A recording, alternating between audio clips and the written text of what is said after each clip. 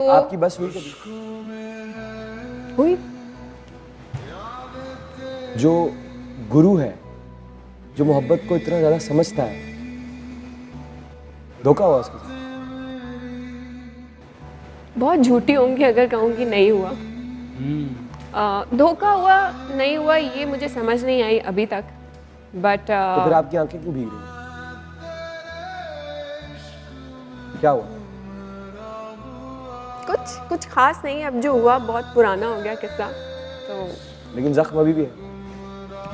जख्म कम कब होता है, बस होता है और फिर कभी उससे बड़ा जख्म आ जाता है तो वो पुराना जख्म कहीं पीछे रह जाता है।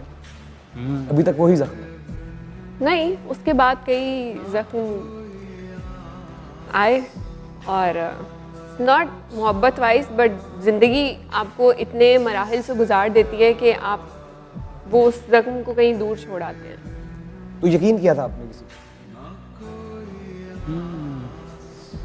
यकीन जिसने तोड़ा, यकीन तोड़ने के लिए जो असलहा इस्तेमाल हुआ, वो मजबूरी थी, बेवफाई थी या खेल था?